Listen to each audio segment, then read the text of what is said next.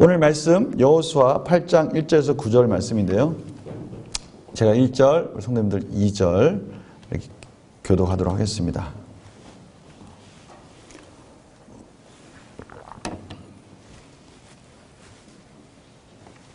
제가 8장 1절 먼저 읽겠습니다. 여호와께서 여호수아에게 이르시되 두려워하지 말라, 놀라지 말라, 군사를 다 거느리고 일어나 아이로 올라가라. 보라, 내가 아이 왕과 그의 백성과 그의 성읍과 그의 땅을 다 내 손에 넘겨 주었으니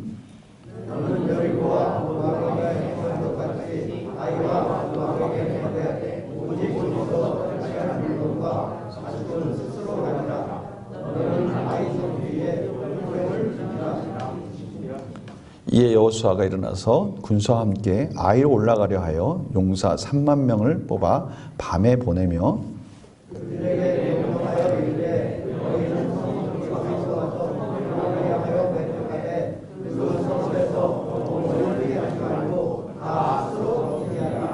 나와 나를 따르는 모든 백성은 다 성읍으로 가까이 가리니 그들이 처음과 같이 우리에게로 쳐 올라올 것이라. 그리할 때 우리가 그들 앞에서 도망하면 그들이 나와서 우리를 저격하며 그들이 처음과 같이 우리 앞에서 도망하다 하고 우리의 이름을 받아 그 성읍에서 멀리 나갈 것이라. 우리가 그들 앞에서 도망하거든. 너희는 매복한 곳에서 일어나 그 성읍을 점령하라. 너희 하나님 여호와께서 그 성읍을 너희 손에 주시리라. 너희가 그 성읍을 취하거든 그것을 불살라 너희의 말씀대로 하라. 보라, 내가 너희에게 명령하였느니라. 같이 읽겠습니다. 그들을 보내매 그들이 매복할 곳으로 가서 아이 쪽 베델과 아이 사이에 매복하였고 여호수아는 그 밤에 백성 가운데서 잤더라. 아멘. 저희들이 지금 가나안 정복을 하고 있습니다. 이 말씀 묵상을 통해서 지금 진도를 계속 나가고 있는데요. 이제 아이성 정복을 다 마무리했습니다. 오늘까지 마무리했고요. 이제 설날 연휴 기간 동안에 말씀 묵상을 계속 할까요? 쉴까요? 계속 합니다. 저도 연휴 기간이지만 영상을 계속 올리겠습니다. 성도님들은 가족들이 모였을 때 한쪽 구석에 가셔서 말씀 묵상을 하는 겁니다. 그러면 가족들이 물어보겠죠? 뭐 하고 있느냐? 말씀 묵상을 하고 있다. 이렇게 딱 하면 또 전도가 되는 겁니다. 또 가족들과 막 어울려서 시간 가는지 모르시고 그렇게 하지 마시고 10분, 15분씩 시간을 내셔서 꼭 말씀 묵상을 하시기 바랍니다. 지금 저희들이 이렇게 지금 2주 만에 보니까 여리고성을 정복하고 나서 아이성을 정복해야 되는데 오늘은 이제 아이성을 정복하는 부분을 보는데요. 오히려 이게 참 비교가 돼서 참 좋은 것 같아요. 여리고성과 아이성은 참 다른 면이 많이 있습니다. 여리고성은 정말 난공불락이고요. 가장 가나안 땅에서도 너무나 정복하기 어려운 성입니다. 거기에 비하면 또 아이성은 너무나 쉬운 성이에요. 그러니까 두 성이 계속해서 연속해서 그것을 정복하는 과정 속에서 하나님이 저희들이 주는 메시지가 분명히 있습니다. 그 메시지를 저희들이 쫓아가는 겁니다. 그 여리고성을 정복할 때는 어떻게 정복했습니까? 너무나 난공불락이고요. 이스라엘 백성들이 정복하기에는 정말 어림도 없는 성이었어요. 근데 하나님께서 그 군사 전략적 측면에서 볼 때 참 기이한 방법으로 그 성을 점령하라고 하는 겁니다. 어떻게 점령하라고 하는 것이죠? 성을 하루에 한 바퀴씩 돌으라는 거예요. 근데 군사적 수칙이 있습니다. 뭡니까? 전투 수칙이 있어요. 침묵을 해야 됩니다. 침묵. 말을 하지 말라는 거예요. 그냥 말하지 말고 하루에 한 바퀴씩을 돌고 마지막 7일째는 어떻게 돌으라는 것이죠? 7바퀴를 돌고 그 다음에 신호가 딱 떨어지면 나팔을 불고 소리를 지르면 그 여리고성이 무너진다는 거예요. 이게 좀 기이하지 않습니까? 어떻게 이렇게 정복할 수 있을까? 근데 참 이게 시사하는 바가 커요. 이 말씀은 곧 무슨 말씀이죠? 너희들이 할 일은 아무것도 없다. 할 수 없다는 거예요. 오직 뭐만 가지고? 믿음만 가지고 이 성을 정복해야 된다라는 것을 가르쳐 주시는 것입니다. 그러니까 믿음으로 성을 정복하는 것을 가르쳐 주시는 거예요. 우리 인생에 있어서 한번 이런 부분을 생각해 보자는 거예요. 우리 인생 속에서 여리고성과 같이 정말 우리가 할 수 있는 것이 아무것도 없는 일들을 저희들이 직면한단 말이죠. 정말 할 수 있는 게 아무것도 없을 때가 많이 있어요. 며칠 전에 제 다이소 앞에서 제 와이프랑 같이 이렇게 횡단보도를 건너는데, 횡단보도를 딱 건널 때 분명히 빨간불인데 옆에서 너무 자연스럽게 건너가는 거예요. 그래가지고 깜짝 놀랐어요. 그래서 딱 잡으려고 했는데 잡을 겨를도 없이 한 발짝 딱 내딛고 나서 갑자기 무슨 생각이 들었는지 멈칫하고 다시 뒤로 물렀어요. 근데 다 멈칫하고 뒤로 물러서는 순간에 몇 톤이죠? 어마어마하게 큰 트럭이 우리 앞을 싹 지나갔어요. 그러니까 1초 사이에 벌어진 일입니다. 제 남편인데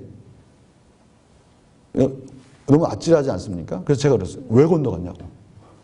저쪽 파란불을 봤대요. 그러니까 저쪽에는 초록불인데 이쪽에는 빨간불인데 무슨 생각이 있었는지 그때 정신이 없어가지고 저쪽 초록불을 건너고 건널 때 됐나 보다 하고 건넜는데 아니구나 하고 다 뒤로 했는데 그 사이에 지나간 거예요. 저는 1초도 아닌 그 사이에 큰일 날 뻔했습니다. 못 볼 뻔했어요. 지금 제가 지나가서 웃으면서 얘기하는 거지만 이게 여리고성이에요. 여리고성. 우리가 생명에 있어서는 아무것도 할 수 있는 게 없다는 거예요. 지금 하나님께서 우리에게 그것을 가르쳐 주시는 거예요. 우리 인생 속에서 정말 결정적인 어려운 일이 닥쳤을 때는 저희들이 할 수 있는 일이 실질적으로는 아무것도 없다는 거예요. 오전에 어느 권사님이 걱정하시더라고요.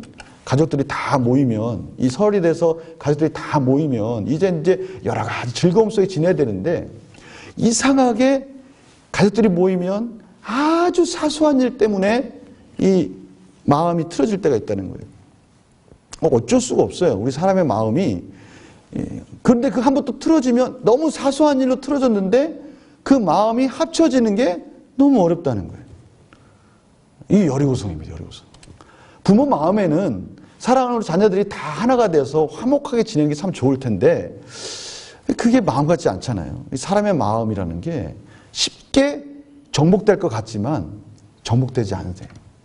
지금 하나님께서 우리 인생 속에서 한번 그러한 일이 닥쳤을 때 우리는 어떻게 했느냐, 어떻게 그것을 정복하느냐, 그때 뭐밖에 없다. 우리에게는 믿음밖에 없다는 믿음. 하나님이 해 주셔야 된다는 믿음이에요. 지금 오늘 이 여리고성을 통해서 하나님께 가르쳐 주시고 싶은 것은 오직 그거 하나입니다. 길갈에서도 가르쳐 주셨고요. 요단강에서 가르쳐 주셨고요. 이제는 여리고성에서 다시 한번 가르쳐 주시는 거예요. 우리가 디모데후서에 보면 이런 말씀이 있어요. 디모데후서 3장 15, 16절에 보면 우리가 잘 아는 말씀인데 그 앞절이 빠졌는데요. 한번 볼까요? 나왔습니까? 또 어려서부터 성경을 알았나니 보세요. 성경이 뭘 가르쳐주기 원하느냐. 성경은 능히 너로 하여금 그리스도 예수 안에 있는 믿음으로 말미암아 구원에 이르는 지혜가 있게 하느니라. 성경은 저희들에게 뭘 가르쳐주기 원하시냐면요. 믿음을 가르쳐주기 원해요. 믿음. 우리가 그 믿음을 가지고 인생 속에서 내가 할 수 있는 것은 아무것도 없구나. 내가 뭔가 하는 것 같았는데 실질적으로 어떤 문제에 부닥쳤을 때 하려고 했더니 할 수가 없네. 역시 나는 하나님밖에 없구나라는 것을 깨닫고 하나님을 믿는 믿음, 그 지혜를 성경이 가르쳐 주시는 거예요. 지금 여리고성이 바로 그 믿음을 가르쳐 주시는 거예요. 그 믿음을 가지면 우리는 어떤 무기를 갖냐면 그게 바로 16절입니다. 우리가 잘 아는 성경 구절이에요. 한번 다시 읽어봅시다. 시작.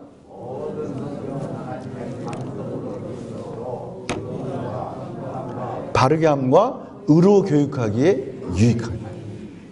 그때 가면 이 성경이 믿음으로 이 성경을 볼 때 이 성경이 인생의 나침판이라는 것을 알게 돼요. 내가 이 성경을 따라가니까 뭔가 인생의 어떠한 기준을 알게 되고 질서를 알게 되고 내가 잘못 간 길을 다시 잡아주고 어떻게 가야 할지 나를 훈련시켜주는 것이 이 성경이구나라는 것을 깨닫게 되는 겁니다. 우리에게 이런 놀라운 은혜가 있어요. 실질적으로 출애굽할 당시에 하나님께서 이스라엘 백성들에게 제일 먼저 가르쳐준 방법이 바로 그 방법이었어요. 출애굽기 14장 14절. 외우기 쉽습니다. 출애굽기 몇 장 몇 절? 14장 14절. 이거 너무나 중요한 말씀이에요. 한번 읽어보시죠. 시작. 여호와께서 너희를 위하여 싸우시니 너희는 가만히 있을지니라. 아멘. 하나님께서 가르쳐주신 방법이에요. 가나안 땅, 그거 내가 싸우는 거야. 너희는 무엇을 한다고요? 가만히 있어. 가만히 있어. 가만히 있으라는 뜻이 그냥 꼼짝 말고 가만히 있으라는 뜻이에요? 아니에요. 실질적으로 너희들이 할 일은 없다. 너희들이 할 수 있는 일이 아니다. 이거예요. 하나님이 하신다는 거야. 하나님이. 이것이 하나님께서 이스라엘 백성들에게 처음 출애굽할 당시부터 홍해에 맞닥뜨릴 당시부터 가르쳐주신 하나님의 원리예요. 그것을 여리고성에서 다시 한번 가르쳐주신 거예요. 실질적으로 저희들이 어렵고 힘들 때요. 그 문제를 만났을 때는 여러분 이 여리고성의 법칙을 이 여리고성의 원리를 가지고 한번 경험하기를 원합니다. 침묵하시고요. 하나님께 매달리는 거예요. 하나님 제가 할 수 있는 일이 없습니다. 하나님 도와주십시오. 이 문제 해결하여 주십시오. 이것이 우리가 하나님을 만날 수 있는 하나님을 경험할 수 있는 놀라운 신앙의 원리예요. 여리고성이 바로 우리에게 그것을 가르쳐주고 있어요. 참 놀라운 것은 뭐냐면 이러한 여리고성의 승리 가운데 이제는 기세도 올랐고 너무나 즐거운 가운데 이제는 아이성을 이제 정복하러 가는 겁니다. 이제 아이성을 정복하러 가는 거예요. 여러분 이스라엘 백성들의 분위기가 어땠을까요? 정말 난공불락 같은 그 여리고성을 어떻게 했어요? 일순간에 그냥 함락시켜 버렸어요. 정복했어요. 그러니까 막 사기가 충천하게 올라가서 너무나 즐거운 축제의 분위기가 됐을 거예요. 근데 성경에는 그 축제 분위기가 빠졌어요. 근데 그 축제 분위기를 제가 어디서 가지고 왔냐면 출애굽 당시에 홍해를 딱 건넜을 때 그 애굽 그 군사들 정말 감히 상대할 수 없는 그 애굽 군사들이 홍해 바다에서 수몰됐을 때 그때 하나님이 하신 일을 보고 축제에 빠졌던 장면이 나옵니다. 출애굽기 15장 19절에서 21절이에요.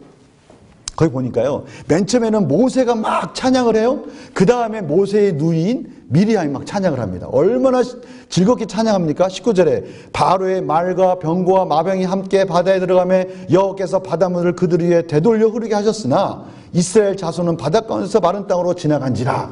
우리는 지나갔다. 너희들 죽었지? 이러면서 우리가 이겼구나, 승리했구나 그러면서 승리의 노래를 부르는 거예요. 어떻게 부릅니까? 아론의 누이 선지자 미리암이 손에 소고를 잡고 모든 여인들도 그를 따라 나오며 소고를 잡고 춤추면서 여호와를 막 찬양하는 분위기인 거예요.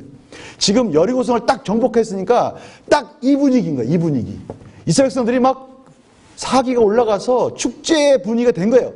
그러고 나서 이제 아이성을 딱 보니까 여리고성에 비하면 아무것도 아니에요.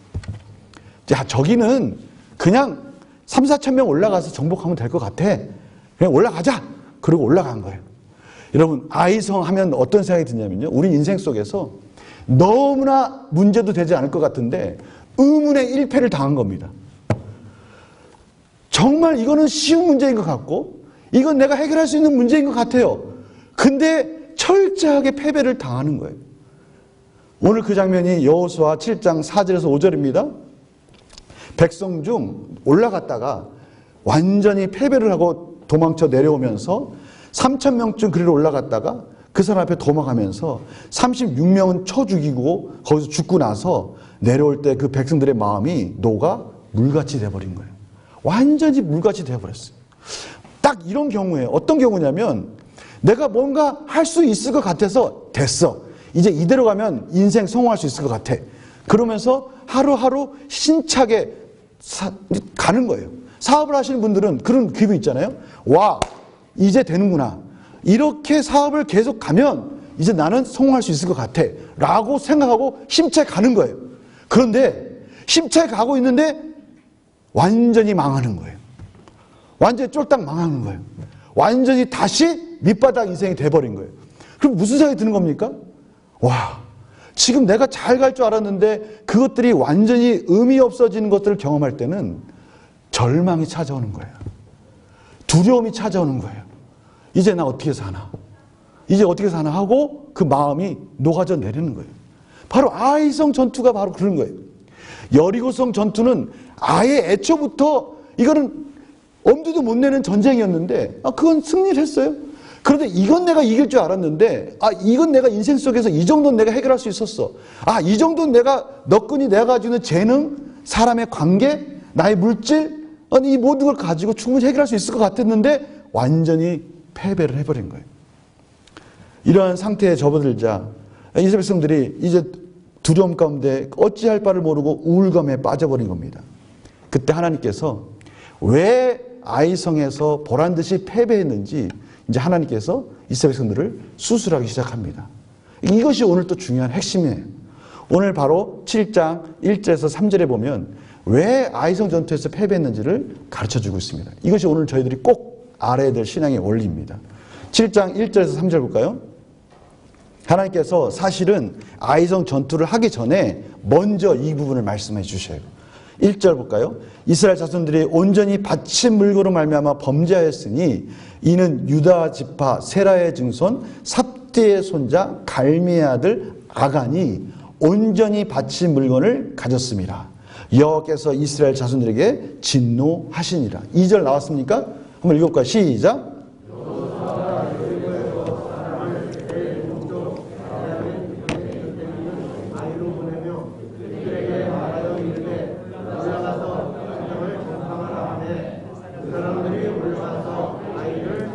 삼 절 가시겠습니다.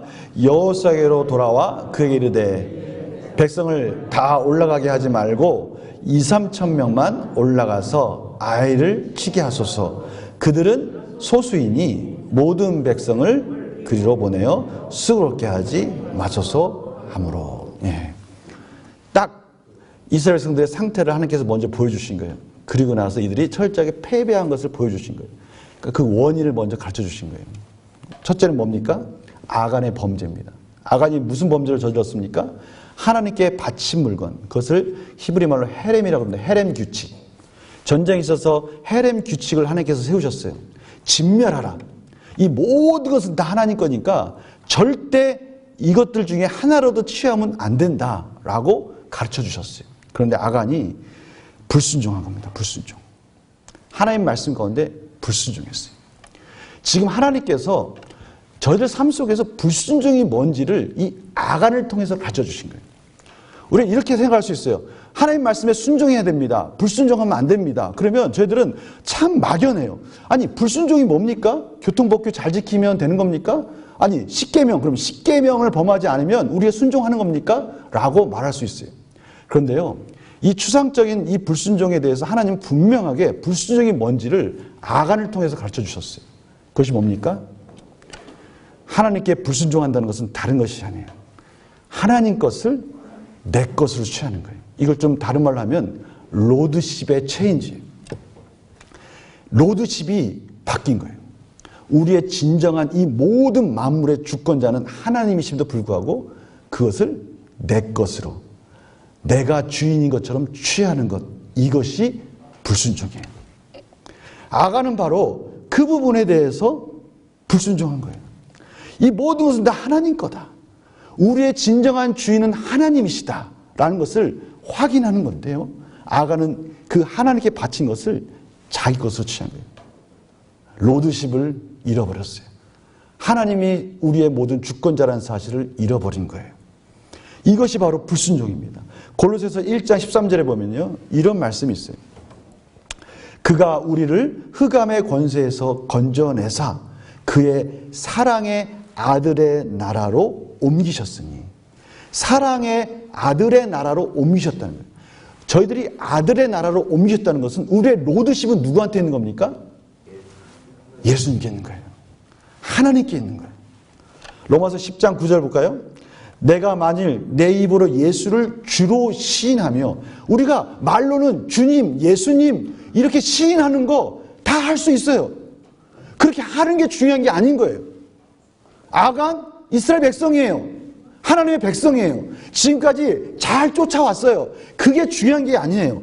예수를 주로 시인하며 또 하나님께서 그를 죽은 자 가운데 살리신 것을 내 마음에 믿으면 구원을 받으리라. 주로 시인하고 내 삶 속에서 그 믿음을 가지고 사는 거예요. 이게 순종이에요, 순종. 지금 아간이 이 부분을 놓친 거예요. 보십시오. 그 2절, 3절 보십시오. 아간의 그 범죄가 단순히 아간 한 사람의 문제가 아니라는 것을 알 수가 있어요. 로드십을 잊어버린다는 건요, 하나님 앞에 우리가 교만해진다는 거예요. 하나님께 우리의 인생을 맡기는 것이 아니라 내가 뭔가 할 수 있다라는 생각이 들면서 교만해지기 시작하는 거예요. 2절 3절이 바로 그 부분을 나타내는 거예요. 단순히 그 장정 60만 200만의 이스라엘 백성들이 아감 한 사람만 그런 게 아니라는 것을 우리 2절 3절에서 알 수가 있어요. 2절 3절 볼까요? 아까 봤던 말씀. 여호수아가 여리고에서 사람을 어디로 보내요? 아이를 보내요. 그리고 나서 그 아이를 딱 보내니까 아, 저 정도는 우리가 할 수 있어. 2, 3천 명 올라가. 그럼 이길 수 있어. 지금 이스라엘 백성들이 어느 순간에부터 누구한테 안 물어봐요? 하나님한테 안 물어봐요. 아, 우리가 할 수 있어. 우리가. 아, 내가 할 수 있어. 저거. 아, 뭐 이런 것까지 하나님께 기도하고 뭐 그럴 필요가 뭐가 있어. 우리 할 수 있잖아. 우리 여리고성 무너뜨렸잖아. 그리고 우리가 가지고 있는 60만 대군이 있는데 저기 있는 사람 야 3,000명 4,000명 올라가서 이기면 돼. 로드십이 바뀌었어요. 진정한 주권자이신 하나님께 맡기는 그 마음이 사라진 거예요. 그것을 아간을 통해서 하나님은 지적해주고 계시는 거예요. 그러니까 이것은 아간만의 죄가 아니라 사실은 이스라엘 전체가 그렇게 병들어 있었던 거예요. 성도님들, 그래서요 하나님께서 아간을 심판하신 장면을 볼까요? 저는 이 장면을 보면서 너무나 구체적으로 심판하시는 하나님 모습을 봅니다. 여호수아 7장 24절에서 26절에 보면요 이런 장면이 나와요. 심판하는데요 여호수아가 이스라엘 모든 사람과 더불어 셀의 아들 아간을 잡고 그 은과 그 외투와 그 금덩이와 그의 아들과 그의 딸들과 그의 소들과 그의 나귀들과 그의 양들과 그의 장막과 그에게 속한 모든 것을 이끌고 아글골짜기로 가서 아간에게 속해 있던 것 하나하나 다 하나님께서 세서 다 가지고 오라는 거예요. 말끔하게 깔끔하게 다시 한번 이 모든 것이 하나님 거라는 것을 인정해야 된다는 거예요. 그걸 가지고 와서 하나님 앞에 이스라엘 백성들이 돌로 치고 불로 태우는 거예요. 저는 이 장면을 가만히 묵상하면서 이런 생각이 들었어요. 성도님들, 이스라엘 백성들이 아간을 막 돌로 치고 불로 그 아간을 심판하면서 그 마음이 어땠을까요? 개운했을까요? 아, 야, 우리가 진 이유가 얘 때문이야? 아이고야, 돌로 쳐! 이랬을까요? 저는 그러지 않았을 것 같아요. 양을 잡으면서 자신이 기르던 정말 애중지하는 흠없는 양을 잡으면서 그 마음이 어떨까요? 이 양 때문에 살았네? 그 마음이 아니죠. 어저께만 해도 같이 지냈던 그 아간, 그의 가족들을 처단하면서 심판하면서 그들의 마음은 많이 아팠을 거예요. 아, 우리가 죽었어야 되는데 우리도 저렇게 교만한데 여기서 아간이 죽는구나. 그들은 철저하게 아간을 심판하면서 회개를 하는 겁니다. 우리에게도 이러한 시간들이 필요하다는 것이에요. 혹시 우리 삶 속에서 정말 예기치 않은 그런 어려움과 그런 일들이 있을 때 한번 생각해 보십시오. 무엇 때문에 그런 걸까? 왜 이런 일이 일어날 걸까? 왜 우리에게 이렇게 힘든 일이 일어났을까? 이런 일이 안 일어나서 되는 건데 왜 이런 일이 일어났을까? 그때 우리의 로드십을 한번 체크해 보시기 바랍니다. 혹시 내가 가진 것 중에 이것을 내 것인 양 내가 품고 있지는 않았나? 하나님께 먼저 드렸어야 되는데 이것을 내가 내 마음대로 혹시 사용하고 있지는 않았는가? 한번 로드십을 점검할 때예요. 지금 아이성에서 패배한 이스라엘 백성들이 그것을 철저하게 깨달은 거예요. 자, 의문의 일패를 당했는데 그것이 다 이유가 있었던 거예요. 그리고 나서 이제 하나님께서 그 여리고성을 무너뜨렸던 그 즐거움에서 다시 정리하시고 이제 다시 한번 로드십을 체인지한 다음에 아이성을 이제 들어가라고 말씀하십니다. 이 장면이 또 너무나 우리에겐 감동적이에요. 우리가 철저하게 우리의 로드십을 하나님께 다시 맡기고 그렇습니다. 나 인생의 주인은 하나님이십니다. 그리고 낭망하고 좌절하고 앉아서 있을 때 하나님께서는 저희들에게 오셔서 이렇게 말씀하시는 거예요. 오늘 읽었던 8장 1절입니다. 우리 다 같이 너무 위로되는 말씀이니까 다시 한번 읽어봅시다. 시작. 여호와께서 여호수아에게 이르시되 두려워하지 말라. 놀라지 말라. 군사를 다 거느리고 일어나 아이로 올라가라. 보라, 내가 아이 왕과 그의 백성과 그의 성읍과 그의 땅을 다 내 손에 넘겨 주었으니. 이 장면, 이 말씀 어디서 많이 본 말씀이죠? 언제 본 말씀이죠? 처음 여호수아를 부르고 여호수아를 세울 때 주신 말씀이에요. 여호수아 1장 6절에 보니까요, 강하고 담대하라. 너는 내가 그들의 조상에게 맹세하여 그들에게 주리라 한 땅을 이 백성에게 차지하게 하리라. 지금 하나님 앞에 낙심하고 있는 이스라엘 백성들에게 놀라운 신앙의 원리를 가르쳐주고 계셔요. 그것이 뭡니까? 다시 시선을 하나님 말씀으로 향해라. 다시 그 시선을 절망 가운데 있는 그 상황을 보는 것이 아니라 하나님의 언약의 말씀으로 향하라 라고 말씀하고 계십니다. 이거 너무나 중요해요. 우리 가운데 힘든 일을 당하지 않는다는 것은 정말 있을 수 없는 거예요. 우리 인생은요, 한번 넘고 이제 됐는가 싶으면 또 다른 고비가 오지 않습니까? 여리고성과 같이 정말 이거 어떻게 하지? 이거 참 정말 죽을 만큼 힘든 이 고비 어떻게 하지? 그랬을 때 하나님께서 우리를 극적으로 딱 넘게 해주잖아요. 넘는가 싶더니 또 아이성과 같은 이거 의문의 일패를 당할 때가 와요. 이러한 힘들고 어렸을 때 성도님들 중요한 신앙의 원리가 뭡니까? 그 상황을 보지 말고 어디로 시선을 향해라? 하나님의 언약의 말씀으로 시선을 향하라. 두려워하지 말라. 놀라지 말라. 내가 이미 이 모든 땅을 너에게 주었다라고 말씀하시는 것입니다. 우리 성도님들 힘들고 어려운 일 있을 때 어떻게 하라고? 시선을 하나님께로 향하라. 그 상황을 보지 마시고 그 어려운 상황을 보지 마십시오.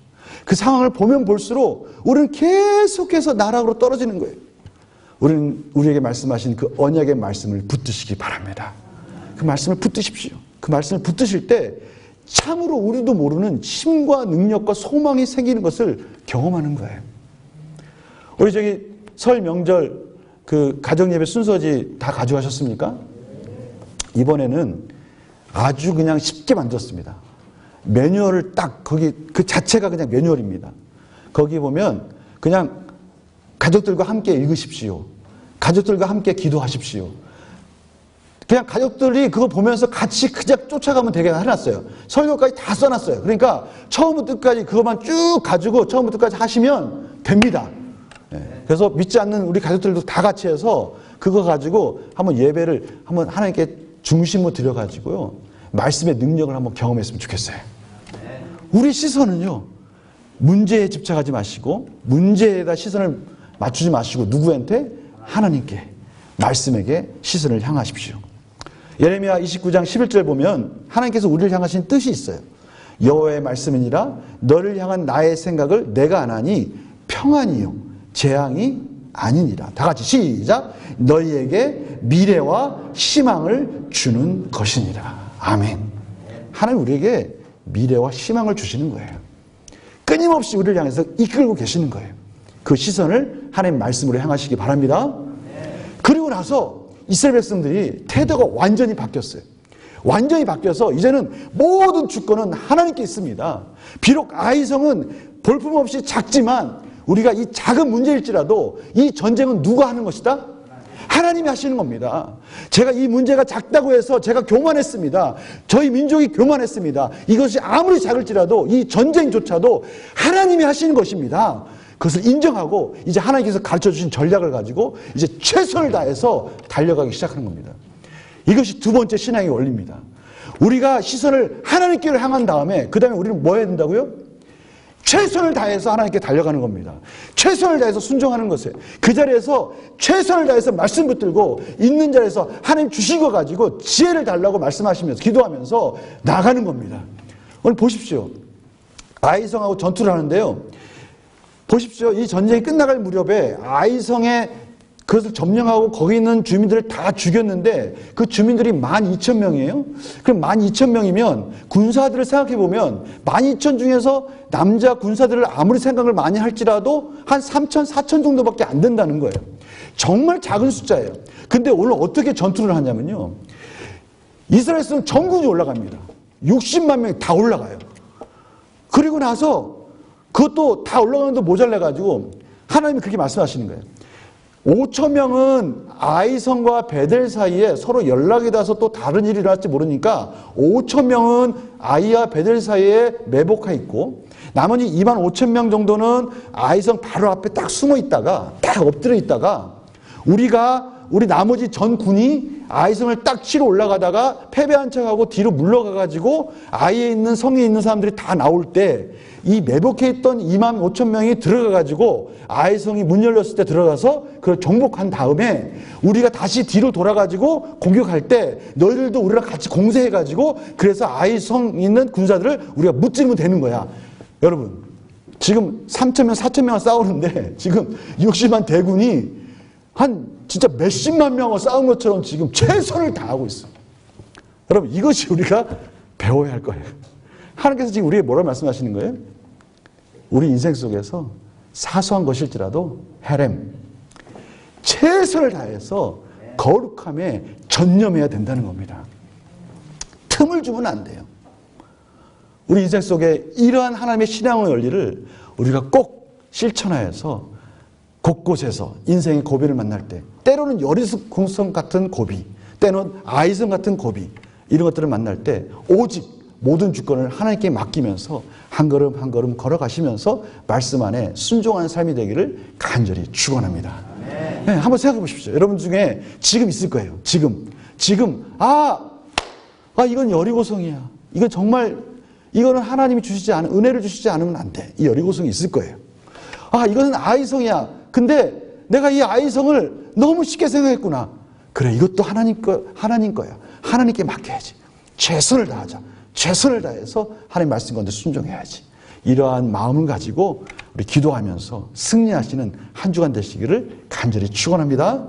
우리 찬양하고 기도하겠습니다.